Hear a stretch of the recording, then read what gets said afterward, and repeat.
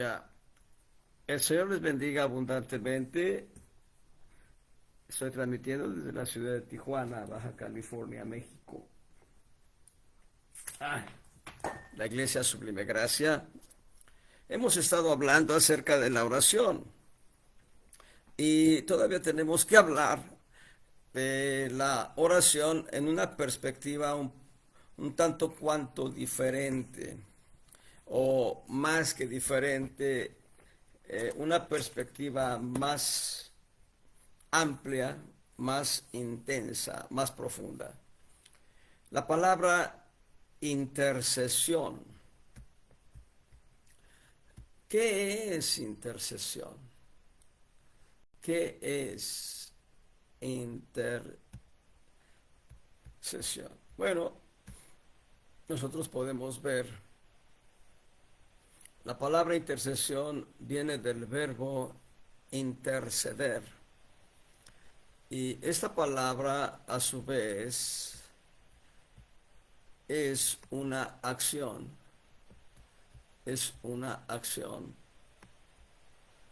por la cual una persona aboga por otra persona. Hasta ahí la palabra intercesión nos da una idea. Sin embargo, en la perspectiva bíblica, la intercesión es más profunda que una simple argumentación. La palabra intercesión tiene que ver con eh,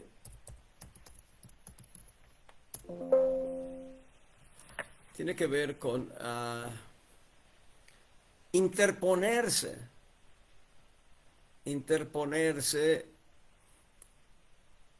entre la víctima de un atentado o de un juicio, de una agresión, y el agresor.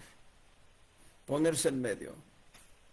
La palabra intercesión es exactamente, bueno, más que decir exactamente, la palabra intercesión en la perspectiva bíblica nos enseña a ponernos en los zapatos de quien está en una necesidad. Quien intercede lo que procura es tratar de experimentar en carne propia lo que otra persona está padeciendo. Ese es el sentido propio de la palabra intercesión. Quiero que veamos algunos testimonios bíblicos sobre el tema de intercesión. La semana pasada hablábamos de la oración sacerdotal de Cristo registrada en Juan capítulo 17. Pero más allá de ser una oración sacerdotal, Juan 17 contempla 7 y quizá 12 diferentes principios por los cuales el Señor Jesús, más allá de orar por su iglesia, está realmente intercediendo por su iglesia. Está poniéndose en nuestras necesidades.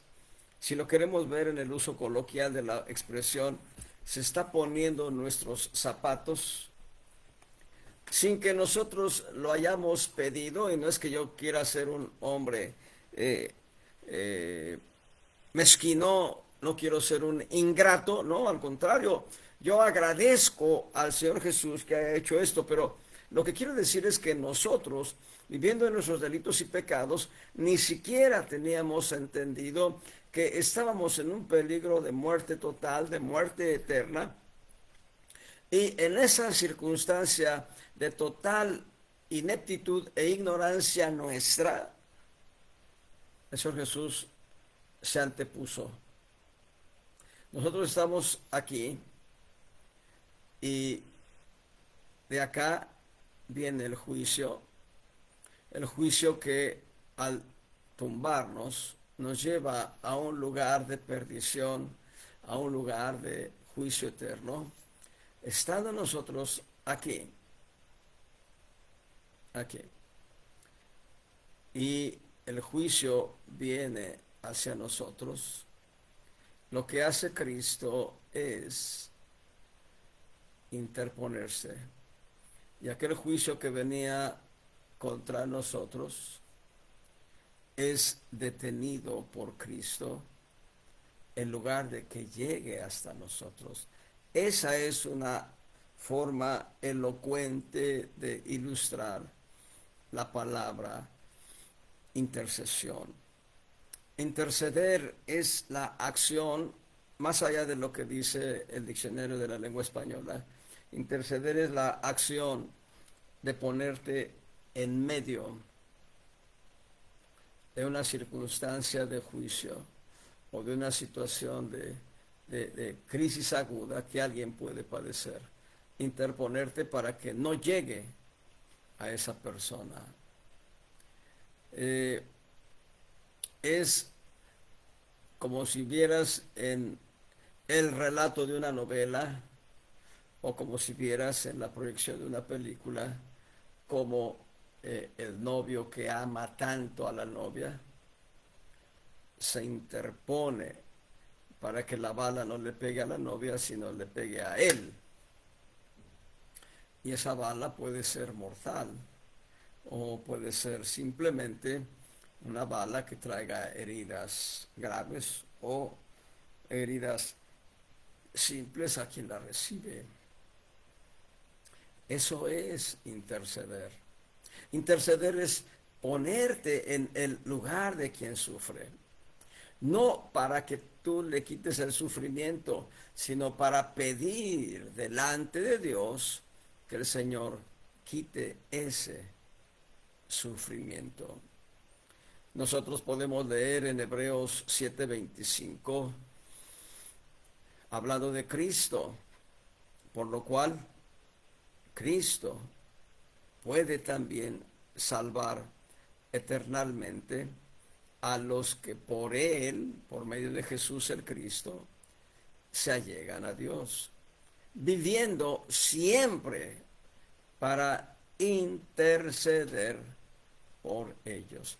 Entonces veamos, les dejo de tarea que lean Juan 17 porque hicimos un estudio la semana pasada sobre esta oración sacerdotal que, dicho de una manera más correcta y adecuada, es una oración de intercesión, es una actitud intercesora del Señor Jesucristo por su iglesia, y al hacerlo por su iglesia lo hace por nosotros. Aleluya. Ese es el ejemplo más elocuente dentro de lo que atañe a esta actitud intercesora del Señor Jesús. Nosotros no solo vemos la oración descrita en Juan 17, sino que también vemos la acción del Señor Jesús de ir camino a la cruz. El profeta Isaías dice del Señor Jesús que afirmó su rostro como de un pedernal. La palabra pedernal es una piedra, entonces puso su rostro, enfocó su rostro en manera que él vio hacia la cruz y nada movió su rostro, nada cambió su forma de pensar, pero aún antes de ir a la cruz, él vino a confirmar ese suceso de la cruz en Getsemaní. Estando en Getsemaní, el Señor Jesús dobla sus rodillas y dice: Abba, Padre, si es posible, pasa de mí esta copa, mas no como yo quiero, sino como tú. Ahí lo está diciendo en un sentido de liberación de la copa. Sin embargo, es el evangelista Lucas quien va a señalar 7 veces a lo largo del Evangelio que el Señor Jesús caminó hacia Jerusalén. Y es el evangelista Lucas quien registra que el Señor Jesús afirmó su rostro para subir a Jerusalén. Entendamos, en el corazón de Cristo existía un conocimiento escritural, un conocimiento profundo y detallado de la escritura que decía que él debía morir en Jerusalén crucificado.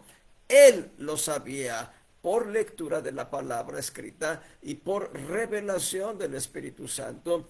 Esto es, en la medida que él leyó la Sagrada Escritura desde niño, el Espíritu Santo le iba revelando, como iluminando la Escritura, para que él entendiera que él tenía que ir a Jerusalén y morir por nosotros.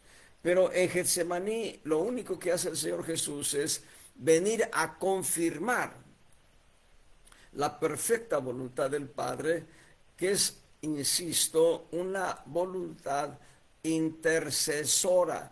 Dicho de esta manera, el Padre está enviando al Goel nuestro, a Cristo Jesús, nuestro Salvador, de hecho de carne y sangre, para que al participar de lo mismo pudiese librarnos. Y es aquí donde está el detalle intercesor.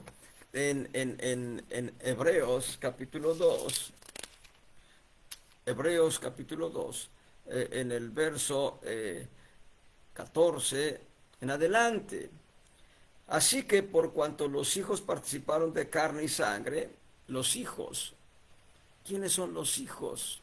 Detengámonos aquí para entender quiénes son los hijos. Detengamos también la lectura, hagamos una separación en la lectura y veamos quiénes son los hijos. Juan capítulo 1, versos 11 y 12, a lo suyo vino y los suyos no le recibieron, mas a todos los que le recibieron dióles potestad, dióles autoridad, dióles el derecho de ser hechos hijos de Dios. ¿A quiénes? A los que creen en su nombre, los cuales, los que creen en su nombre, yo estoy entre ellos, ustedes están entre ellos, nosotros estamos entre los que hemos creído en su nombre, los cuales no son engendrados, no somos engendrados de sangre. Esto habla de la concepción de manera natural o el engendramiento de manera natural. Ni de voluntad de carne, esto habla del deseo físico, de amor carnal. Ni de voluntad de varón, sino de la voluntad de Dios. Somos engendrados por la voluntad de Dios.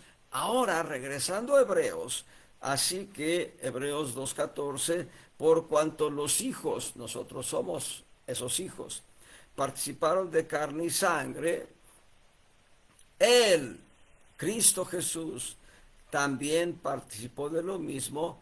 Noten, ¿para qué participó de lo mismo? Estamos hablando de intercesión, ponerte en los zapatos de quien necesita ser salvado, de quien necesita ser librado de un ataque o de un juicio.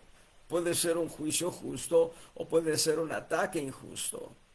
Dice, y librar, dice, para destruir por la muerte al que tenía el imperio de la muerte, es a saber, al diablo. Y aquí encontramos el concepto o la figura más amplia y más gloriosa, podríamos también definirla así, de lo que es la intercesión. Esto es, el juicio de muerte venía sobre nosotros, pero antes de que el juicio de muerte llegara sobre nosotros, el Señor Jesús se interpuso, se interpuso para recibir el juicio de muerte, Él, y de esta manera librarnos a nosotros. La intercesión es ponerte en medio de el ataque injusto de alguien contra una persona que puede ser a quien amas, o incluso respecto de una persona a quien no necesariamente amas. La intercesión es ponerte en los zapatos del necesitado. Tratar de experimentar en tu propia persona lo que la víctima está padeciendo de manera literal. Y es lo que está diciendo el texto. Cristo nos libra de la muerte y del miedo a la muerte con su muerte. Y debemos ser muy puntuales. Isaías 53 dice en sentido plural, muertes. En plural dice muertes. El Señor Jesús padeció diferentes tipos de experiencia de muerte.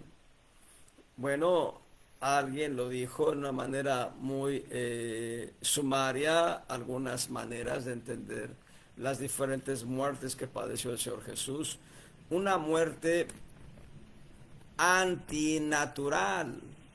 Si la naturaleza de Dios es que Él es inmortal y Él padece la muerte a través del Señor Jesús, obviamente, es una muerte antinatural o una muerte contra naturaleza, pero también Él padeció una muerte natural como hijo del hombre.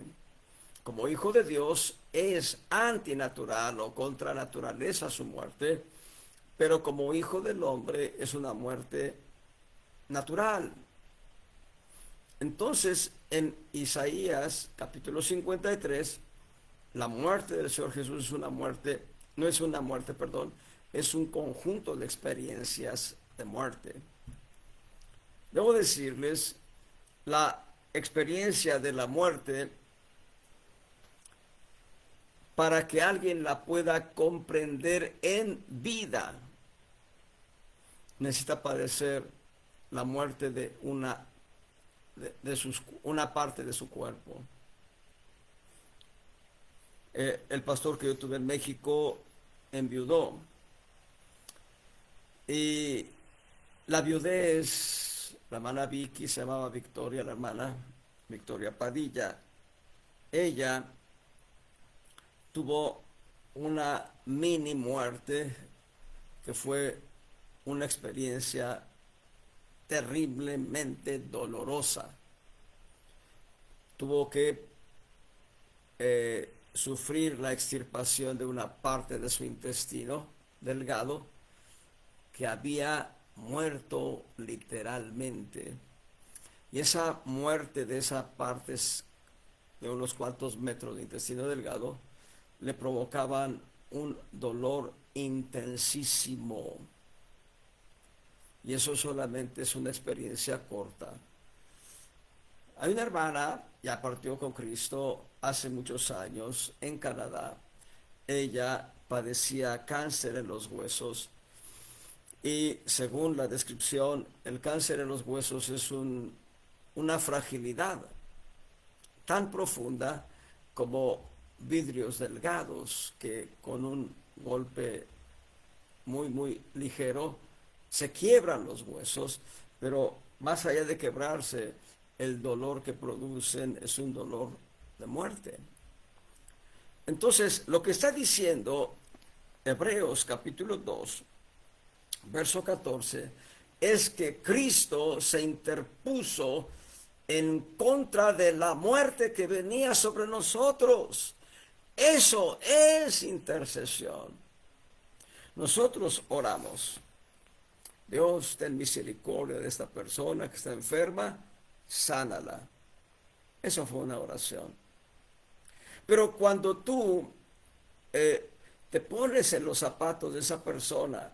Cuando te dicen el mal cardíaco de esta persona puede llevarle a la muerte.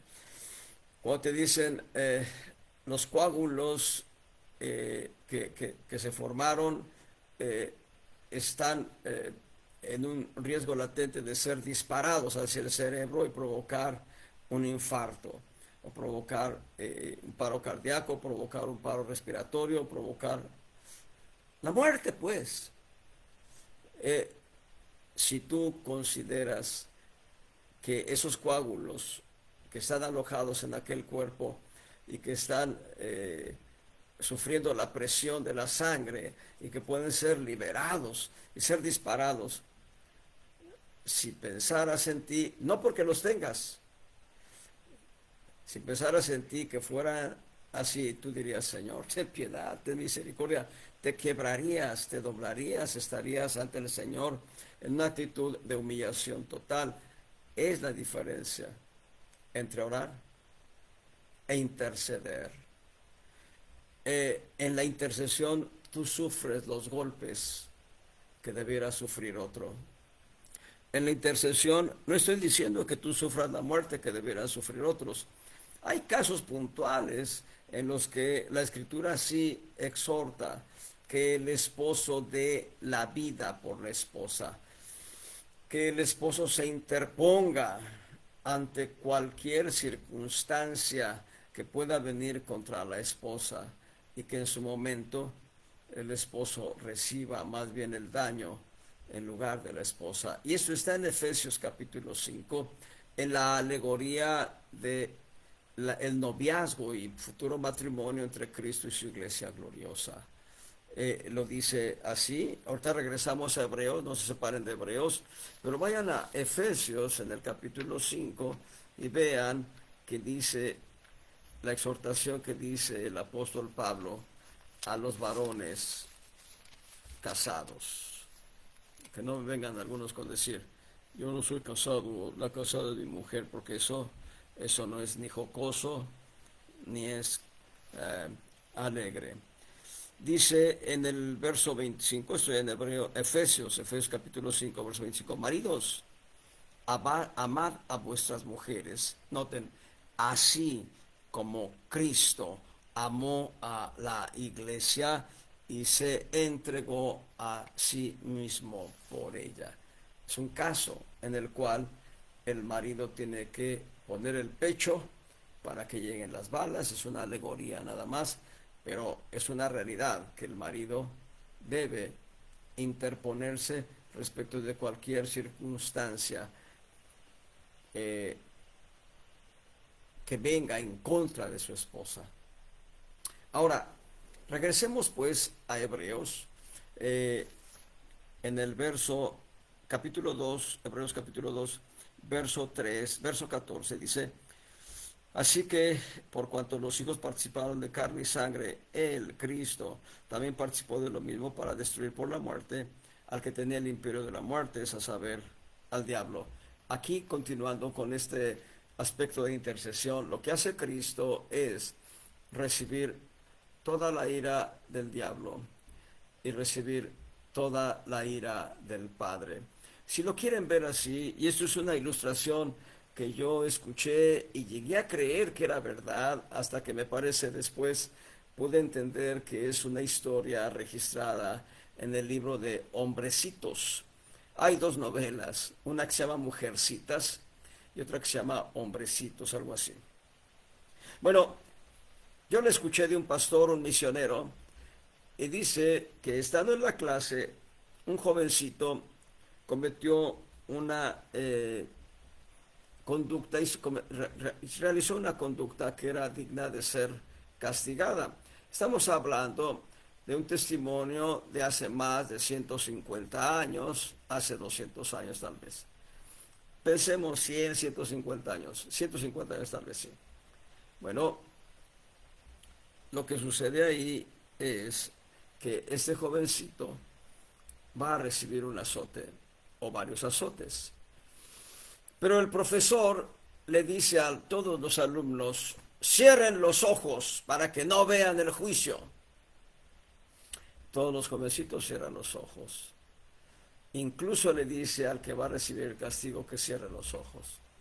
Todos, con los párpados cerrados, solo escuchan el azote del cinturón 1, 2, 3 veces.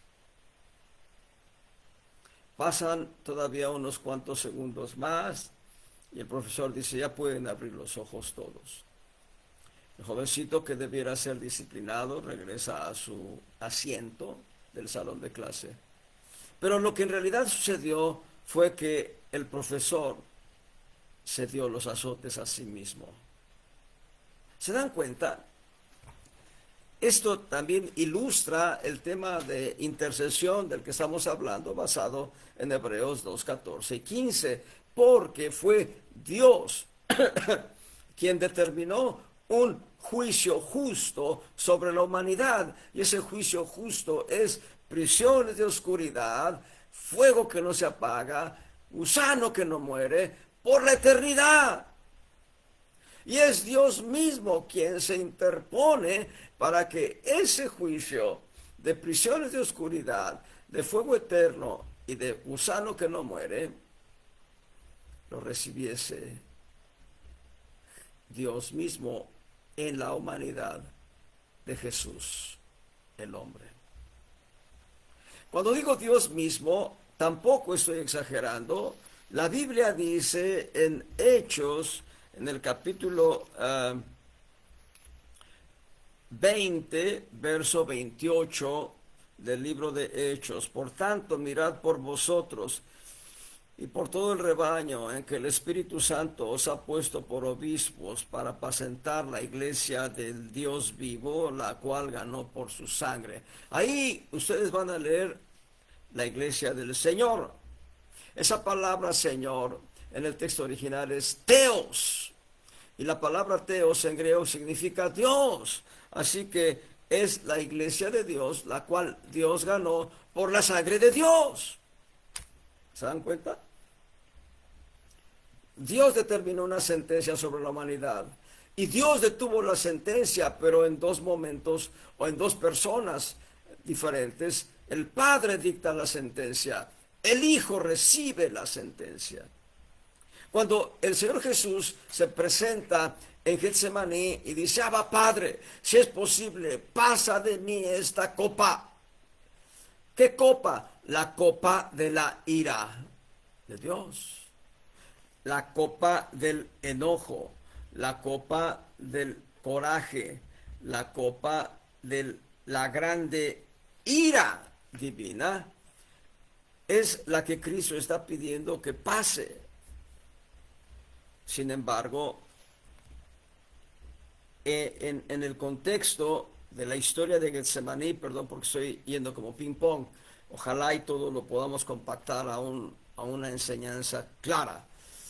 En tanto que el Señor Jesús está diciendo que pase la copa, que no quiere beberla, no es porque no conociese la perfecta voluntad de Dios, sino más bien porque el Señor Jesús quería la confirmación de la perfecta voluntad de Dios, que ya la conocía en la Escritura, ya la conocía por revelación del Espíritu Santo, pero ahora Él está ante un diálogo directamente, un diálogo con el Padre Celestial. A lo largo del Evangelio de Juan, que es un evangelio muy precioso, el Señor Jesús va a estar diciendo de manera sistemática: yo y el Padre una cosa somos, yo y el Padre caminamos en unidad, el Padre y yo. Padre, glorifícame con aquella gloria que tuve contigo antes de la fundación del mundo. Lo que hablo, no lo hablo de mí mismo. El Padre que me envió me ha dado a conocer estas palabras. Y tantos testimonios de unidad, de armonía entre Él y el Padre. Y ahora Él está diciendo: si es posible, pasa de mí esta copa. ¿Cuál copa? La copa de la ira de Dios. Cuando lean con detenimiento los profetas, específicamente el profeta Isaías, van a encontrar un texto que habla de una copa que tiene heces fecales. Heces fecales. La gente que se embriaga con heces fecales.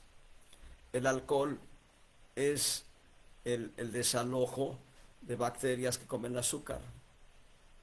Pero la copa de la que habla el profeta Isaías habla de heces fecales que son abominables, que son, vamos, eso, excremento.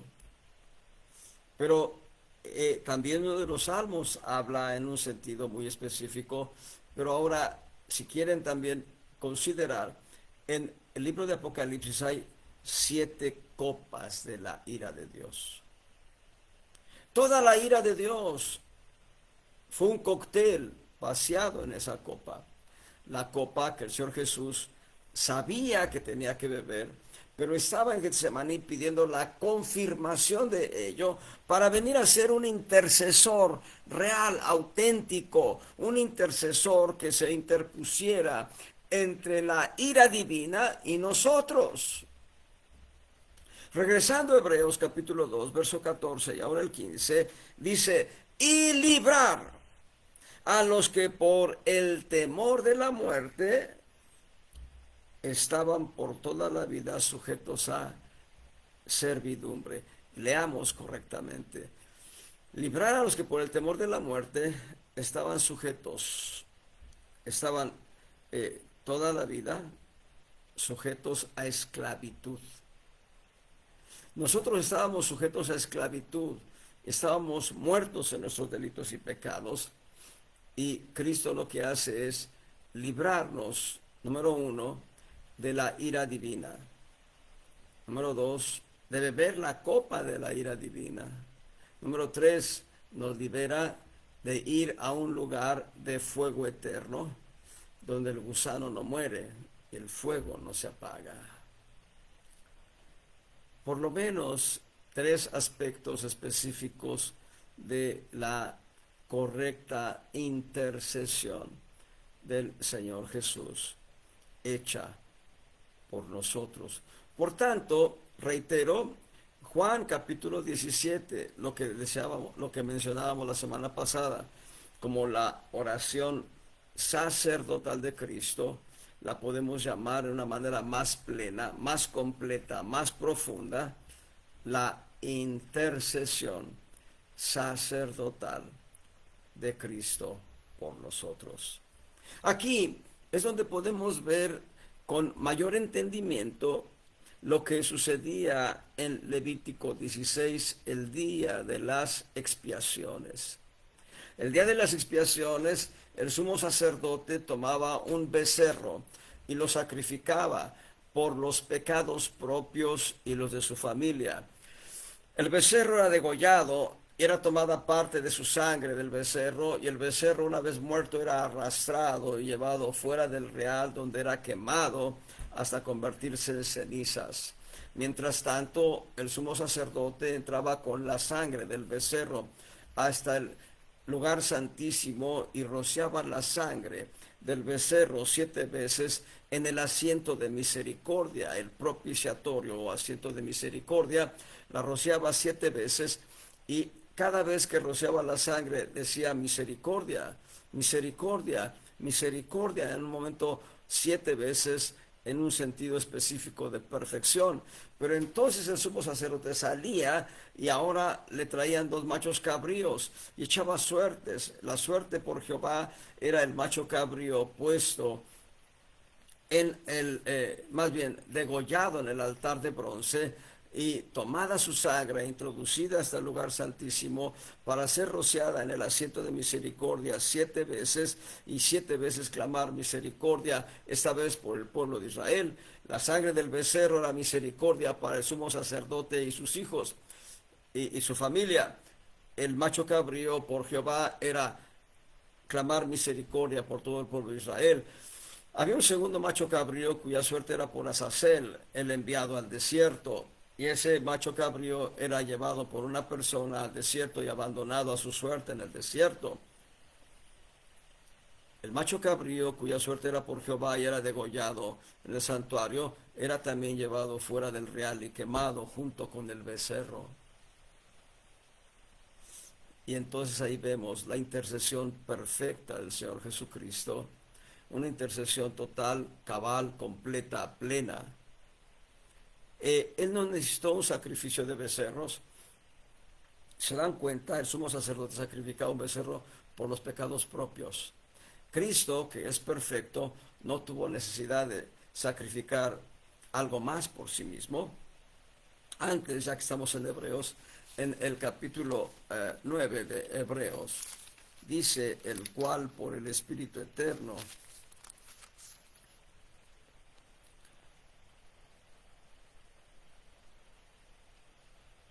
en Hebreos 9:14. Hebreos 9:14, cuánto más la sangre de Cristo, el cual por el Espíritu Eterno se ofreció a sí mismo, sin mancha, a Dios. No estaba un becerro. Él ofreció el cuerpo de Jesús el hombre en la cruz y el alma de Jesús el hombre en el infierno.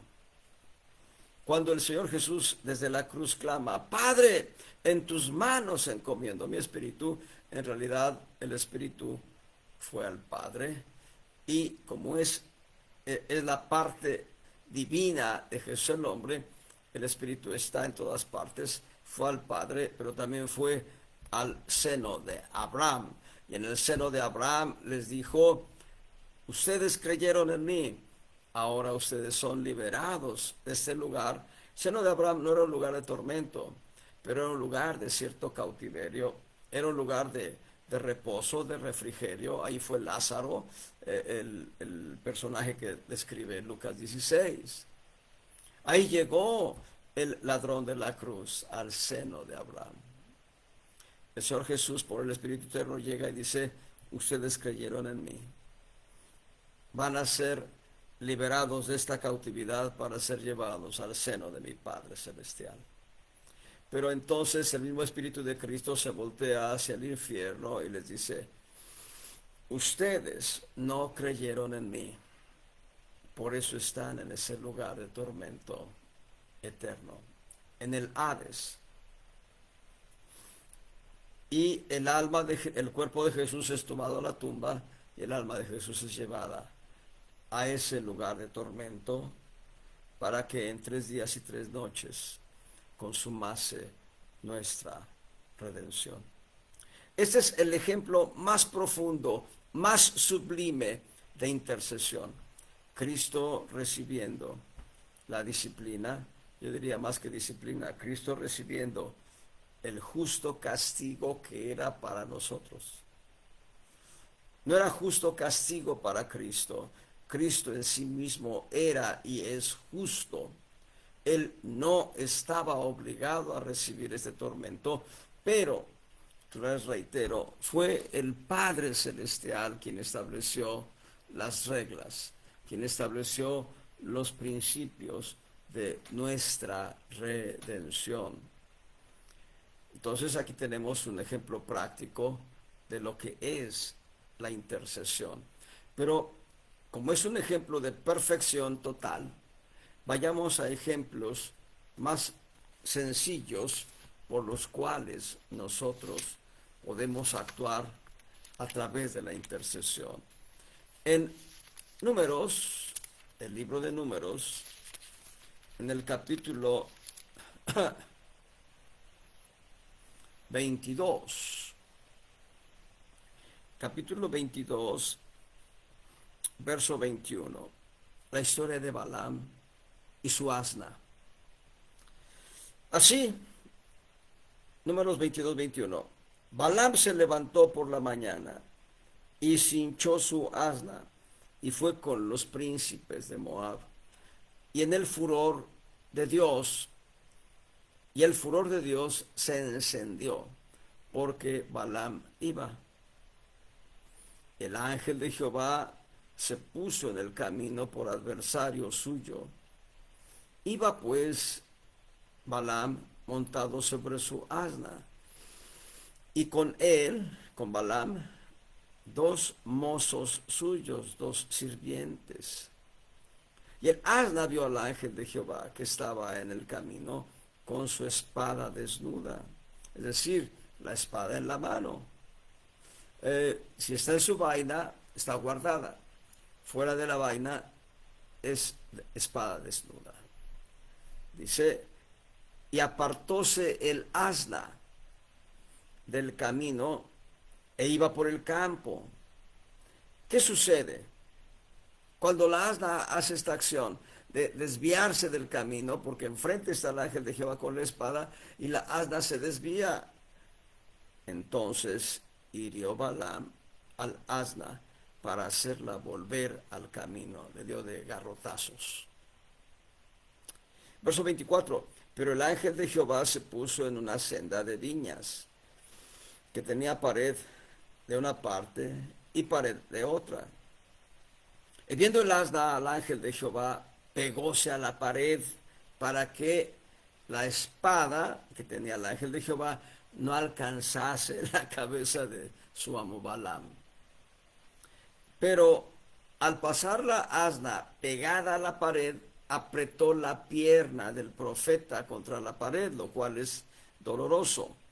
Dice, verso 25, viendo el asna al ángel de Jehová, pegóse a la pared y apretó contra la pared el pie de Balaam, y él volvió a herirla 2 veces, ¡pum!, de palos. Verso 26, el ángel de Jehová pasó más allá y puso en una angostura donde no había salida. Era un callejón sin salida, tal vez un cuello de embudo. Echóse el asna debajo. Y viendo, verso 26, dice, el ángel de Jehová pasó más allá y púsose en una angostura donde no había camino para apartarse ni a la derecha ni a la izquierda. Verso 27, viendo el asna al ángel de Jehová, echóse debajo de Balaam, y enojóse Balaam e hirió al asna con el palo. Con esta era la tercera vez que Balaam golpeaba a la asna. Verso 28, entonces Jehová abrió la boca al asna, la cual dijo a Balaam, ¿qué te he hecho? ¿Que me has herido estas 3 veces? Y Balaam respondió al asna, porque te has burlado de mí. Ojalá tuviera espada en mi mano, que ahora yo te mataría. Bueno, el asna dijo a Balaam, ¿no soy yo tu asna? Sobre mí has cabalgado desde que tú me tienes hasta este día. ¿He acostumbrado a hacer así contigo? Balaam respondió, no lo has hecho. Es la primera vez que lo haces. Verso 31, entonces Jehová abrió los ojos a Balaam y vio al ángel de Jehová que estaba en el camino. Tenía su espada desnuda en su mano. Balaam hizo reverencia e inclinóse sobre su rostro. Y el ángel de Jehová le dijo, ¿por qué has herido tu asna estas 3 veces? He aquí yo he salido para contrarrestarte, porque tu camino es perverso delante de mí. El asna me ha visto y se ha apartado luego de delante de mí estas 3 veces. Y si de mí no se hubiera apartado, yo también ahora te mataría a ti y a ella dejaría viva. Esta es una figura de intercesión.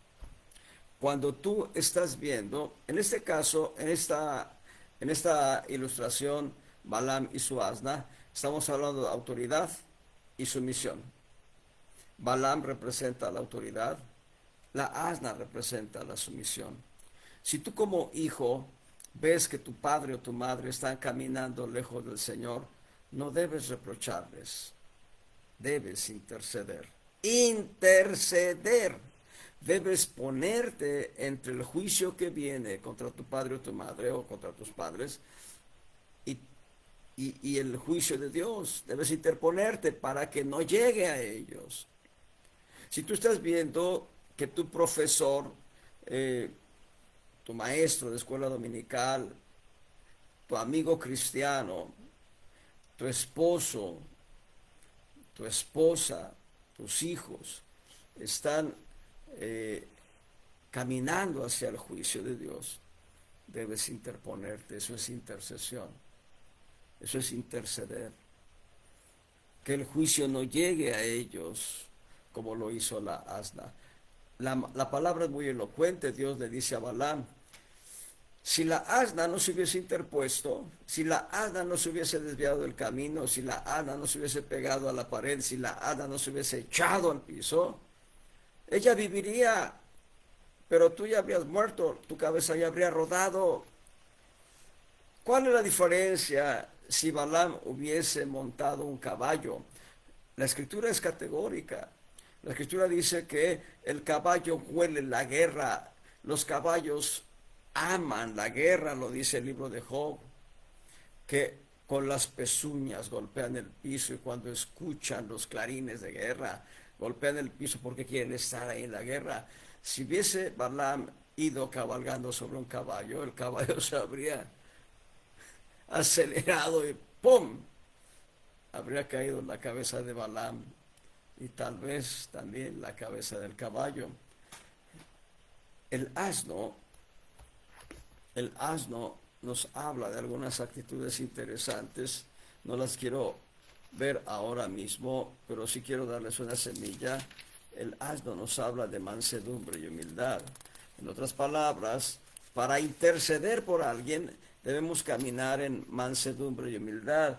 Para interceder por alguien que nos ha hecho daño, por alguien que quiere nuestro mal, por alguien que quiere meternos el pie, debemos ser mansos y humildes de corazón. Vean cómo lo dice Jacob en su profecía sobre Isaacar, Génesis 49, verso 14 y 15. Isaacar, asno huesudo, ese era su estandarte. Era la bandera de Isaacar, en su estandarte tenía un asno, echado entre dos tercios, dos cargas. Es decir, es una bestia de carga, pero no solo es una bestia de carga, sino que lo hace en sentido muy alegórico, con alegría. Dije en sentido muy alegórico. No conozco todavía la personalidad de los burros, pero en alegoría yo digo que lo hacen con gusto. Verso 15, vio que el descanso era bueno y que la tierra era deleitosa y bajó su hombro para llevar y sirvió en tributo. En otras palabras, debemos tener una actitud de asno huesudo para servir de intercesores, para que puedas plantarte frente al juicio que viene sobre aquel que es tu enemigo. Y lo digo correctamente porque hay dos textos, uno en Proverbios y otro en Romanos, que dice que dejemos al Señor Jesús, que dejemos a Dios el ejercicio de la ira. Él es el que ejerce el castigo. Y dice que no seamos vencidos de lo malo, sino que venzamos con el bien el mal. Pero hay un proverbio puntual que dice que no nos alegremos porque le vaya mal a nuestros enemigos, porque puede ser que Dios haga cesar el mal. Hermanos, la intercesión es más profunda. Nosotros decimos, oye, ora por esta necesidad. Señor, te pido por esto, bla, bla, bla, bla. Adiós. Ah, Señor, te pido que sanes acá. Señor, te pido que sanes allá. Señor, te pido esto. Señor, te pido despensa para... Ya, oramos. Pero, ¿tú sabes lo que es tener hambre? Yo pregunto. ¿Tú sabes lo que es tener hambre?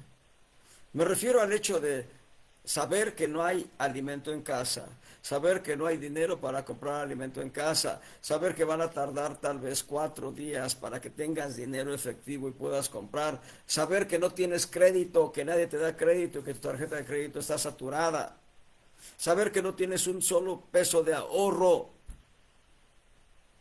Es diferente a que tú tengas la despensa llena, te voltees y digas, ah, Señor, mira, esta persona tiene grande necesidad de una despensita. Abre las ventanas de los cielos y derrama bendición que sobreabunde en ellos. Y ya oraste. Interceder es ponerte en el papel de esa persona necesitada. Interceder va más allá de pedir. Interceder es ponerte entre el juicio y la persona que recibe el juicio. La asna recibió los palos para que Balaam no fuese privado de la vida, para que Balaam no muriese. La asna tuvo mayor visión espiritual que el profeta Balaam. Balaam estaba enceguecido por un ídolo del corazón. A veces nosotros queremos comportarnos como caballos de batalla. Cuando vemos la necesidad de alguien, galopamos. Galopamos para que Dios corte la cabeza de una vez de aquella persona. No es correcto. Esa es una forma de intercesión. Vamos a ver otra forma de intercesión que tiene que ver más profundidad que la oración misma. Ahí vayan a Génesis, capítulo 18.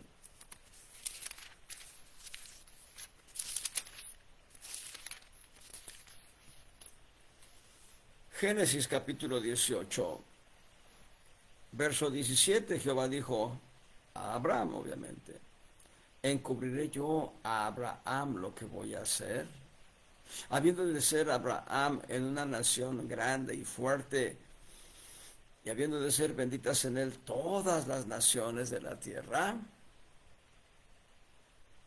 Así que en el, bueno, verso 19, porque yo lo he conocido a Abraham, sé que mandará a sus hijos y a su casa después de sí, que guarden el camino de Jehová, haciendo justicia y juicio, para que haga venir Jehová sobre Abraham lo que ha hablado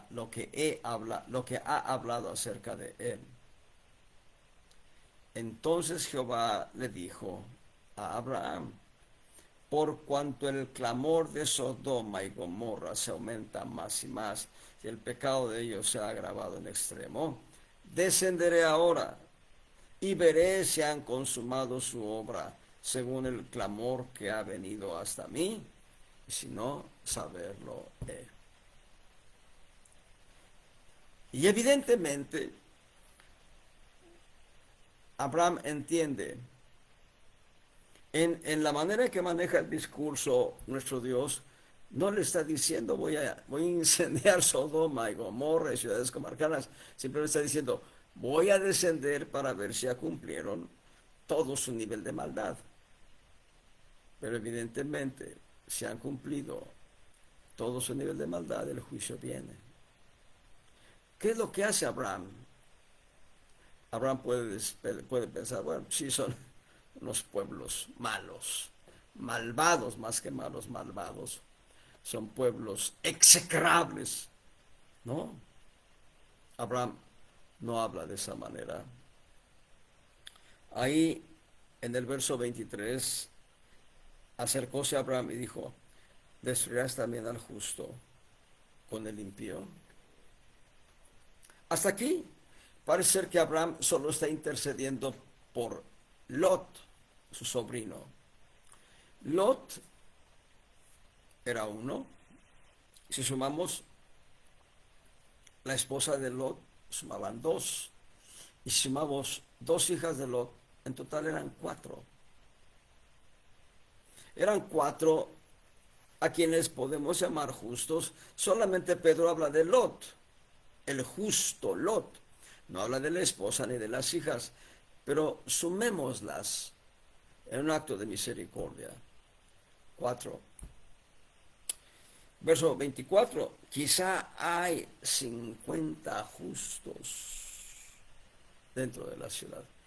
Abraham va a exponer potencialmente un número mínimo, diciendo, bueno, sí, es un pueblo grande, son ciudades grandes, pero puede haber ahí tal vez 50 justos. El Señor dice, no, por 50 no los destruiré. Quizás sean 45, no lo haré. Y si son 40, tampoco. Y si son 30, no voy a traer juicio si son 30. Y si son 20, y si son 10. La intercesión de Abraham llegó hasta, déjeme ver, en el verso 30 de Génesis 18, verso 30. No se enoje ahora mi Señor si hablaré, quizás se hallarán ahí 30.